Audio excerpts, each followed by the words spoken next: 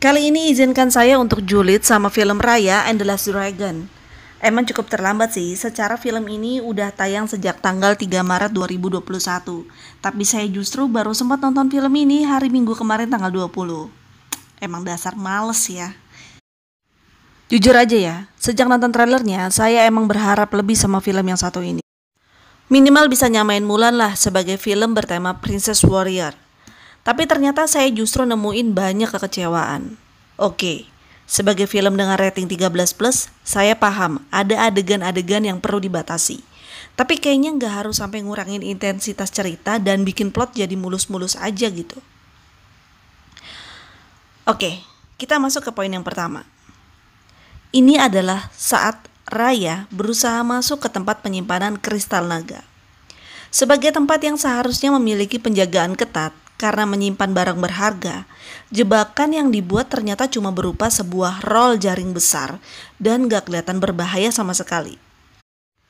Lalu, saat Raya berhasil masuk ke tempat penyimpanan kristal, ia harus berhadapan dengan Chief Benja, seorang penjaga kristal naga.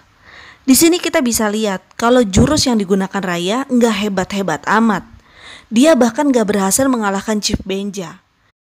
Tapi dengan kemampuannya yang kurang itu, Chief Benja justru menyerahkan mandat menjaga kristal naga pada Raya. Bocah remaja yang kala itu saya taksir usianya nggak lebih dari 12 tahun. Saya masih nggak ngerti ya, alasan Chief Benja menyerahkan tugas berat itu pada Raya. Apa hanya karena dia putri sang ketua? Entahlah. Poin kedua, ini adalah saat Raya ngobrol akrab sama putri dari kerajaan Taring, Namari.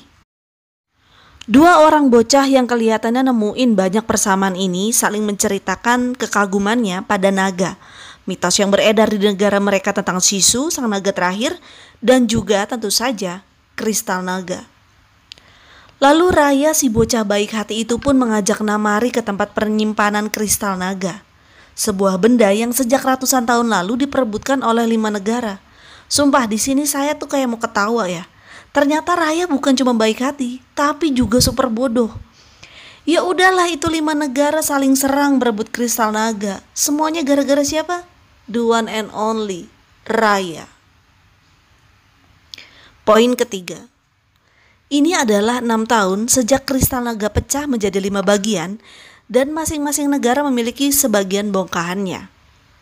Bumi menjadi gersang, makhluk bernama Drun merajalela dan mengubah orang-orang menjadi batu. Untuk mengembalikan kesejahteraan bumi, Raya harus menyatukan 5 bongkahan kristal naga dan menemukan Sisudatu, sang naga terakhir. Tapi sayangnya penonton gak ngelihat perjuangan Raya dalam mengusahakan keduanya. Jalan cerita tiba-tiba langsung mempertemukan Raya dengan Sisu, seekor naga yang digambarkan ceriwis, polos, dan juga bertingkah konyol. Poin keempat. Ini adalah saat Raya ditangkap oleh seorang penduduk desa di negeri Taring. Pria yang digambarkan berwajah seram, bersuara serak, dan tertawa terbahak-bahak ini nyatanya hanyalah seorang penduduk desa biasa dan gak bisa bertarung sama sekali. Dia bahkan bisa kalah dengan trik mudah yang dikeluarkan oleh Raya. Di desa ini Raya juga sempat bertarung dengan Namari. Dan ternyata setelah bertahun-tahun berlalu, kemampuan bela diri Raya nggak banyak berkembang. Dia bahkan bisa dikalahkan dengan mudah oleh Namari, seperti 6 tahun yang lalu. Poin kelima. Ini adalah saat Raya dan teman-temannya menyusun rencana untuk menyusup mengambil potongan kristal naga. Alih-alih menyusun rencana dengan benar, secara mereka mau berhadapan dengan negeri yang digambarkan paling kejam dan licik ya. Raya malah menerima rencana diplomasi Sisu dengan Namari. Ya jelas aja lah, Namari berkhianat.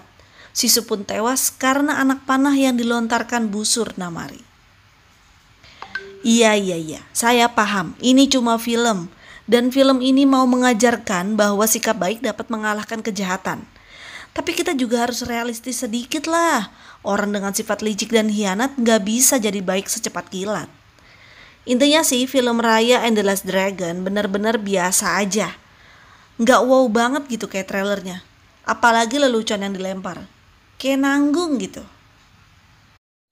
Ya udah deh, segitu dulu aja kejulitan saya untuk film Raya and the Last Dragon. Buat kamu yang udah nonton, gimana film ini? Oke? Enggak? Atau biasa-biasa aja? Sampai jumpa dan tetap sehat. Bye-bye.